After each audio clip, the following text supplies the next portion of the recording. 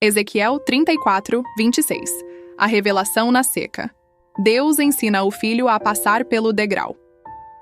Antes de entendermos a promessa da chuva, precisamos entrar no cenário onde ela foi anunciada. Porque Deus não falou sobre chuvas de bênção para pessoas que estavam vivendo seus melhores dias. Deus falou isso para um povo quebrado. Jerusalém havia caído. As muralhas estavam destruídas. As famílias haviam sido separadas. O povo tinha sido levado para uma terra estranha. Os que ficaram olhavam para as ruínas. Os que foram levados carregavam a dor do exílio. E a pergunta que queimava no coração de muitos não era: quando a chuva vai cair? A pergunta era: será que Deus ainda está conosco? Porque é fácil acreditar quando tudo está florescendo. É fácil cantar quando os celeiros estão cheios. É fácil celebrar quando a porta está aberta. Mas o verdadeiro teste da fé acontece quando a terra seca.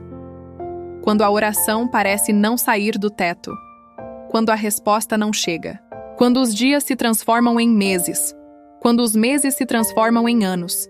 E é exatamente nesse ambiente que Deus levanta sua voz. Mas existe algo ainda mais profundo acontecendo nessa história. A seca que Israel enfrentava não começou na terra. Começou no coração. Durante anos, homens que deveriam cuidar do povo cuidaram apenas de si mesmos. Líderes que deveriam proteger as ovelhas alimentaram o próprio ego. Pastores que deveriam fortalecer os fracos exploraram os vulneráveis. Os feridos não foram curados. Os perdidos não foram procurados. Os cansados não foram fortalecidos. O rebanho ficou espalhado, abandonado, confuso, sem direção. E então Deus faz algo extraordinário. Ele não apenas denuncia os falsos pastores. Ele declara: agora eu mesmo cuidarei das minhas ovelhas. Que declaração poderosa!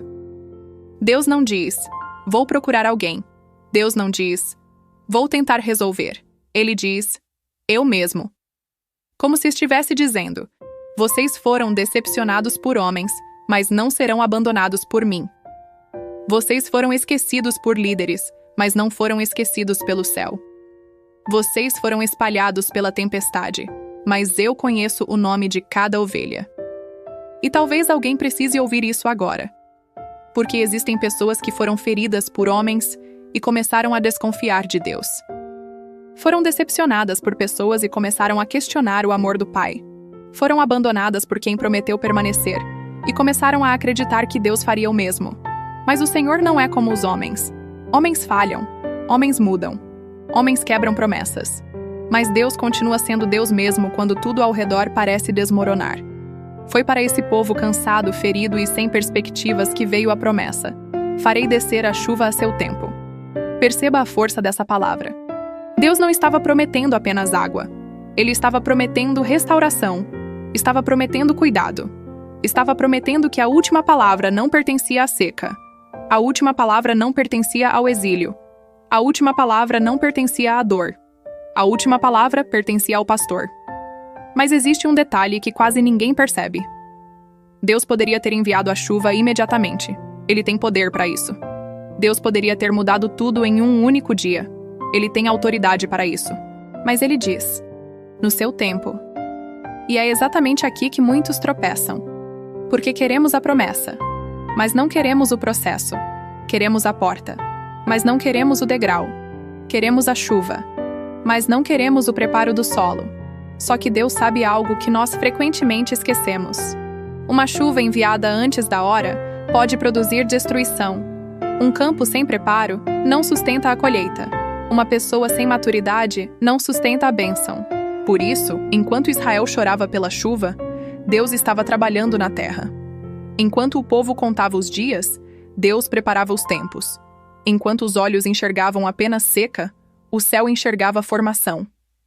E talvez seja exatamente isso que está acontecendo na sua vida. Você está olhando para a falta. Deus está olhando para a formação. Você está olhando para a demora. Deus está olhando para o preparo. Você está olhando para a porta fechada. Deus está fortalecendo seus pés para atravessar o degrau. Então não confunda o silêncio com abandono. Não confunda a demora com rejeição. Não confunda a seca com derrota. Porque o mesmo Deus que procurou suas ovelhas no exílio, continua procurando seus filhos hoje. O mesmo Deus que prometeu chuva para uma terra ferida, continua governando as estações da sua vida. E se Ele disse que haverá chuva, haverá chuva. Se Ele disse que haverá restauração, haverá restauração. Se Ele disse que haverá bênção, haverá bênção. Mas primeiro, o pastor prepara a ovelha. Primeiro, o pai fortalece o filho. Primeiro, Deus ensina seus escolhidos a passar pelo degrau. Porque quando a chuva finalmente cair, ela não encontrará um coração desesperado. Ela encontrará um filho que aprendeu a confiar mesmo quando não havia uma única nuvem no céu. O fogo não está na chuva. O fogo está em quem prometeu a chuva. O capítulo 34 de Ezequiel começa denunciando os pastores que abandonaram as ovelhas, mas termina com uma das declarações mais emocionantes de todo o Antigo Testamento. Eu mesmo buscarei as minhas ovelhas. Isso é explosivo, porque Deus não enviou um empregado, não enviou um anjo, não enviou uma comissão celestial. Ele disse, eu mesmo. E quando você lê isso à luz de Cristo, percebe algo extraordinário. A promessa de Ezequiel não termina em Ezequiel. Ela aponta para Jesus. O Deus que disse, eu mesmo procurarei as minhas ovelhas, é o mesmo que, séculos depois, pisaria na poeira da Galileia procurando publicanos, pescadores, pecadores, viúvas, cegos e rejeitados. A chuva é importante, mas o pastor é maior que a chuva. A bênção é importante, mas quem envia a bênção é maior que a bênção. E talvez seja aqui que o próximo capítulo possa explodir, porque muitos estão sofrendo não apenas pela seca. Estão sofrendo porque esqueceram quem está caminhando com eles na seca. Você pode construir algo assim. Quando Israel ouviu aquela promessa, eles imaginavam chuva. Deus estava pensando em pastor. Eles imaginavam restauração da terra. Deus estava pensando em restauração do coração. Eles queriam voltar para casa. Deus queria voltar para dentro deles, porque a maior tragédia nunca foi a falta de água. A maior tragédia foi quando as ovelhas perderam a consciência de que pertenciam ao pastor. E talvez seja isso que esteja acontecendo com algumas pessoas.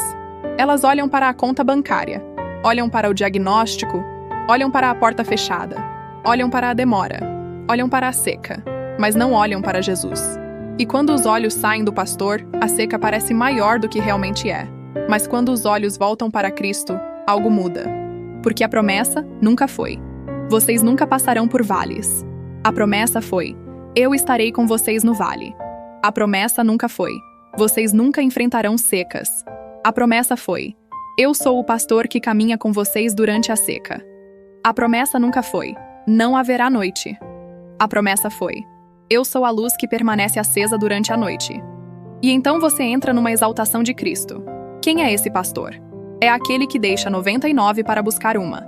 É aquele que toca o leproso quando ninguém quer tocar. É aquele que chora diante do túmulo de Lázaro.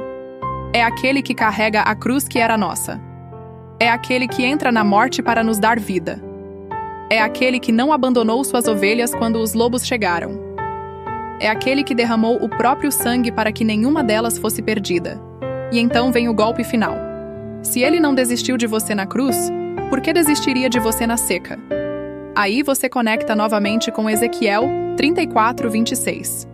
Porque a chuva é uma promessa, mas o pastor é uma garantia. A chuva virá no tempo certo, mas o pastor já está presente agora. E um filho de Deus pode suportar a seca quando descobre que nunca atravessa a seca sozinho.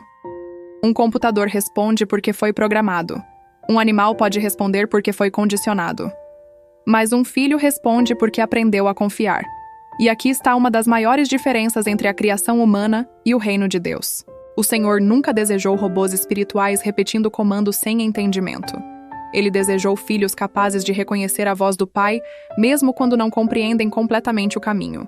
Por isso, a disciplina de Deus não existe para destruir a vontade humana. Existe para educá-la. Existe para ensinar o coração a confiar quando a lógica não consegue explicar. Existe para ensinar os pés a continuar caminhando quando os olhos ainda não enxergam a chuva. Toda criança acredita que o pai está negando algo quando diz, ainda não. Mas a maturidade revela algo que a infância não consegue compreender. Nem todo não agora é uma rejeição. Muitas vezes é proteção. Muitas vezes é preparo. Muitas vezes é amor. Foi exatamente isso que Deus estava ensinando ao povo através da seca. Eles queriam chuva. Deus queria formar confiança. Eles queriam alívio imediato. Deus queria filhos maduros. Eles queriam a bênção. Deus queria relacionamento. Porque qualquer pessoa pode amar a chuva, mas somente um filho permanece ao lado do pai durante a seca. E talvez seja por isso que Jesus nunca chamou seus seguidores apenas de servos. Ele os chamou de amigos. Ele os chamou de ovelhas. Ele os chamou de filhos do Pai. Porque o objetivo final de Deus nunca foi apenas resolver problemas. O objetivo sempre foi aproximar corações. A seca, então, deixa de ser apenas uma estação difícil. Ela se torna uma sala de aula. Um lugar onde o pai ensina seus filhos a reconhecer sua voz acima do barulho do medo. Um lugar onde ele ensina que a fé não nasce quando a chuva cai. A fé nasce quando a terra continua seca, e ainda assim, o filho continua dizendo: meu pai continua no controle. Porque quando chega a esse nível de confiança, algo extraordinário acontece. O filho para de correr atrás da chuva e começa a correr atrás do pai. E quando encontra o pai, descobre que a maior bênção nunca foi a chuva. A maior bênção sempre foi a presença daquele que envia a chuva. E esse pai tem nome. Seu nome é Jesus Cristo, o bom pastor prometido por Ezequiel. Aquele que não abandonou as ovelhas quando elas se perderam. Aquele que atravessou a cruz para buscá-las. Aquele que continua ensinando seus filhos, corrigindo seus filhos, fortalecendo seus filhos e conduzindo seus filhos até o dia em que toda a seca terminará e a eternidade florescerá na presença do Rei dos Reis e Senhor dos Senhores. Antes de Deus falar sobre chuva, ele faz o povo encarar a própria condição. E talvez seja isso que o Espírito Santo queira fazer conosco agora. Deixe-me lhe fazer uma pergunta. Você já teve a sensação de que sua vida não está onde deveria estar? Já olhou para trás e pensou: como cheguei até aqui? Como me afastei tanto daquilo que sonhei viver? Em que momento me acostumei a sobreviver em vez de viver? Foi exatamente esse tipo de pergunta que rondava o coração dos exilados na Babilônia. Jerusalém estava destruída. Mas será que as muralhas eram a única coisa que havia desmoronado? Ou a esperança deles também estava em ruínas? E você? Existe alguma área da sua vida que parece uma Jerusalém caída? Algum sonho abandonado? Alguma oração que você parou de fazer? Alguma promessa que você já não consegue acreditar com a mesma intensidade? Porque o exílio não começa quando alguém muda de lugar. O exílio começa quando o coração perde a expectativa. O exílio começa quando a alma para de esperar. O exílio começa quando alguém continua respirando, mas deixa de acreditar que Deus ainda pode intervir. Talvez você esteja trabalhando, pagando contas, cumprindo compromissos, sorrindo para as pessoas, mas no fundo existe uma parte de você que está cansada. Cansada de esperar, cansada de lutar, cansada de tentar, cansada de acreditar. E sabe o que é mais impressionante? Foi exatamente para pessoas assim que Deus enviou sua palavra. Não para os fortes, não para os confiantes, não para os que tinham todas as respostas, mas para os quebrados, para os cansados, para os que já não sabiam como continuar. E aqui está algo que precisa incendiar seu coração. A Babilônia havia conseguido derrubar Jerusalém, mas não havia conseguido derrubar Deus. O templo havia sido destruído, mas o trono continuava ocupado. As muralhas estavam no chão, mas a soberania do Senhor permanecia intacta. E eu preciso perguntar algo a você. Quem disse que o problema que você está enfrentando é maior do que o Deus que prometeu sustentá-lo? Quem disse que a demora anulou o plano? Quem disse que a seca cancelou a promessa? Quem disse que porque você não vê movimento, Deus não está agindo? Foi exatamente esse engano que começou a dominar o coração do povo. Eles olhavam para a destruição. Deus olhava para a restauração. Eles olhavam para o exílio. Deus olhava para o retorno. Eles olhavam para a seca. Deus já estava vendo a chuva. E talvez você esteja fazendo a mesma coisa. Talvez esteja medindo sua vida pelo que perdeu, pelas portas que fecharam, pelas pessoas que foram embora, pelas oportunidades que não aconteceram. Mas Deus está olhando para algo que você ainda não consegue enxergar. Porque a pergunta não é apenas: o que aconteceu comigo? A pergunta é: o que Deus está construindo dentro de mim através disso? Será que essa luta está apenas machucando você? Ou está formando algo que não existiria sem ela? Será que essa demora é apenas um atraso? Ou é um preparo para algo maior do que você imagina? Será que Deus está ausente? Ou você está em uma estação onde ele está trabalhando em lugares que seus olhos ainda não conseguem alcançar? Porque foi exatamente aí que a palavra do Senhor entrou no meio da história. Quando todos viam ruínas. Quando todos viam fracasso. Quando todos viam o fim, Deus disse: farei descer a chuva a seu tempo. E perceba a beleza disso. Ele não pediu que o povo produzisse a chuva. Ele não pediu que o povo controlasse o tempo. Ele não pediu que o povo entendesse todos os processos. Ele pediu algo muito mais difícil. Que confiassem. E talvez essa seja a palavra que Deus está procurando hoje. Não a sua força, não a sua capacidade, não as suas respostas, mas a sua confiança. Porque a chuva pertence ao céu. Mas o solo preparado pertence aos filhos que decidiram permanecer fiéis, mesmo quando não havia uma única nuvem no horizonte. E então surge a pergunta que muda tudo. Como alguém continua confiando quando a seca dura mais do que esperava? E talvez seja exatamente aqui que a mensagem começa a ficar ainda mais poderosa. Porque Deus não levantou Ezequiel em um palácio. Não o levantou em um tempo de avivamento. Não o levantou quando o povo estava buscando ao Senhor. Deus levantou Ezequiel quando quase ninguém queria ouvir a verdade. E isso nos ensina algo profundo. Os maiores homens de Deus geralmente surgem nos momentos mais difíceis da história. Ezequiel era sacerdote. Ele havia sido preparado para servir no templo. Preparado para ministrar diante da presença de Deus. Preparado para viver algo completamente diferente daquilo que acabou vivendo. Mas Jerusalém caiu. O templo foi destruído. E os planos que ele provavelmente construiu para sua própria vida foram interrompidos. Você já passou por isso? Já viu um sonho legítimo ser interrompido? Já sentiu como se a vida tivesse tomado um rumo completamente diferente daquele que imaginava? Já perguntou a Deus: por que as coisas não aconteceram como eu planejei? Porque foi exatamente nesse lugar que Deus encontrou Ezequiel. E talvez seja exatamente nesse lugar que Deus esteja encontrando alguns dos que estão ouvindo esta mensagem. Porque Deus tem o costume de transformar interrupções em chamados. Aquilo que parece o fim de um plano humano muitas vezes é o começo de um propósito divino. Ezequiel perdeu o templo, mas encontrou a voz de Deus. Ezequiel perdeu a estabilidade, mas encontrou sua missão. Ezequiel perdeu a segurança dos seus dias, mas encontrou o propósito eterno para a sua vida. Aleluia! E sabe o que mais chama a atenção? Deus não pediu apenas que Ezequiel pregasse. Deus pediu que ele vivesse a mensagem. Enquanto muitos falavam, Ezequiel obedecia. Enquanto muitos discutiam, Ezequiel obedecia. Enquanto muitos procuravam explicações, Ezequiel obedecia. E algumas das ordens que recebeu pareciam incompreensíveis. Deus mandava agir, mandava representar, mandava demonstrar, mandava transformar sua própria vida em uma mensagem viva. Por quê? Porque havia chegado um tempo em que as pessoas não ouviam mais sermões, mas ainda podiam ser impactadas por testemunhos. E aqui existe uma pergunta que merece toda a nossa atenção. Será que Deus está tentando falar algo através daquilo que você está vivendo hoje? Será que existe uma mensagem sendo escrita na sua história que você ainda não percebeu? Porque Ezequiel descobriu algo que poucos compreendem. A obediência sempre faz sentido depois, mas raramente faz sentido no começo. Quando Deus mandou Noé construir a arca, não fazia sentido. Quando Deus mandou Abraão sair da sua terra, não fazia sentido. Quando Deus mandou José passar pela prisão antes do palácio, não fazia sentido. Quando Deus permitiu o exílio antes da restauração, não fazia sentido. Mas Deus nunca perdeu o controle da narrativa. Nunca. Nem por um segundo. E talvez seja exatamente isso que você precise ouvir agora. Você consegue enxergar o problema, mas Deus consegue enxergar o propósito.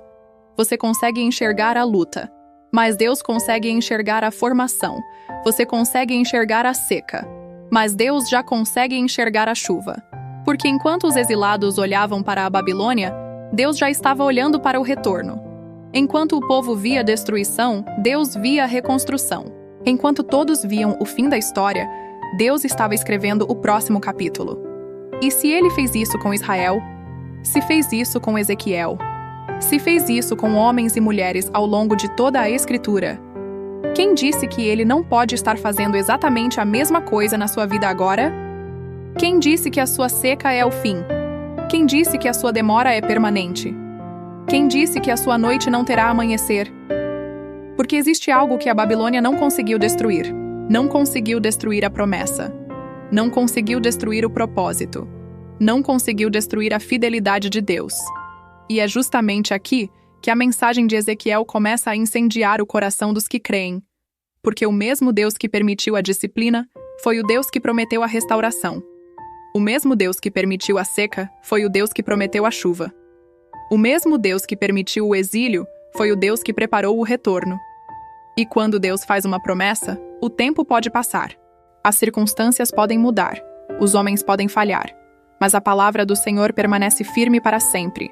E foi então que, no meio de uma terra marcada por ruínas, abandono e desesperança, Deus liberou uma das declarações mais belas de toda a profecia.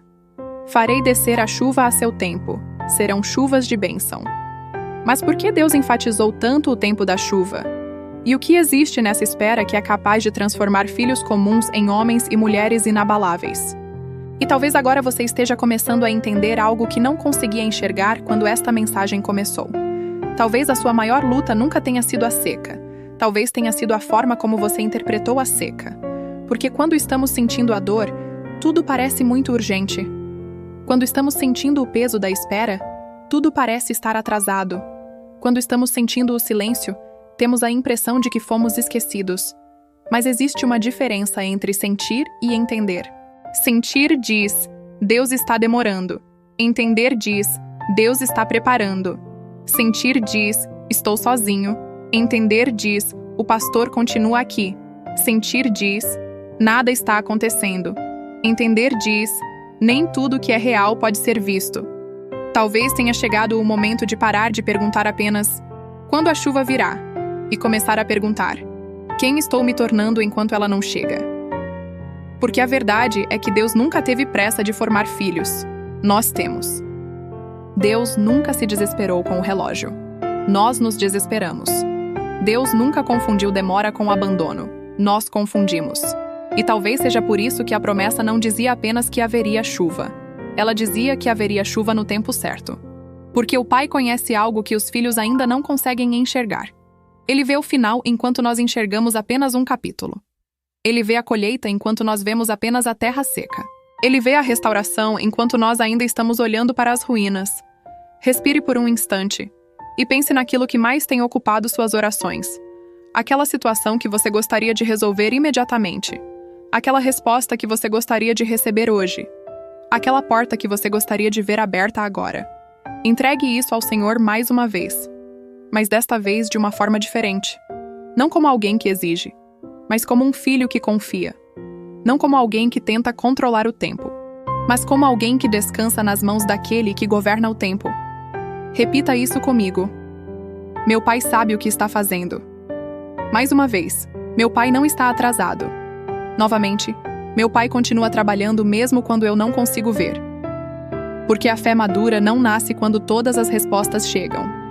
A fé madura nasce quando o coração aprende a descansar mesmo sem possuir todas as respostas. E talvez essa seja a chuva que Deus queria derramar primeiro. Não sobre a terra, mas sobre a alma.